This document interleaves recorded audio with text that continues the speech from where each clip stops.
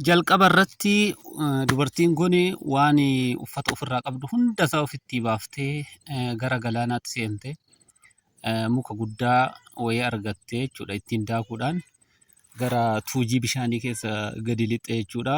Yeroo achi geessu xayyaarri ishiin ittiin dhuftee achi keessatti kufee namoonni baay'een du'anii ishii qofatu hafeera jechuudha. Hiriyoota ishii yeroo ilaallu namni hunduu dhumee jira. Ishii qofatu hafe achumaan gara xayyaarichaatti deebite jechuudha. Xayyaarichi bishaan keessa jira.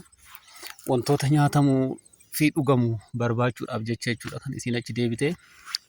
Garuu yeroo ishiin qabattee deebi'aa jirtu bineensi biir jedhamu kun hiriyoota ishii nyaachuudhaaf irra dhaabataa jira jechuudha. Garuu hin nyaanne jechuudha. Itti iyyateerti inni deemuu hin dandeenye itti iyyite. Inumaayyuu nyaata ishiin duraan qopheeffatte jalaa nyaatee nama hiriyyaa ishiis osoo hin tuqiin biraa deeme jechuudha.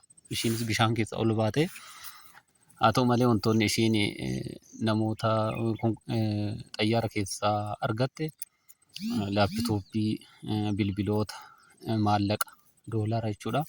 Wantoota kana qofa kan ishiin argatte. Garuu ishiin kan barbaadde yeroo kanatti wantoota nyaatamuu fi dhugamuu jechuudha. Garuu wantoota hiriyoonni ishii du'aniiru jechuudha. Hiriyaa ishii du'e kana bineensi kun deebi'ee akka hin nyaanneef awwaaluu qabdi. Lubbuu ofii tursiifachuudhaafis bishaan ishii barbaachisa, nyaata ishii barbaachisa. Garuu bishaanichi baay'ee faalamaadha jechuudha.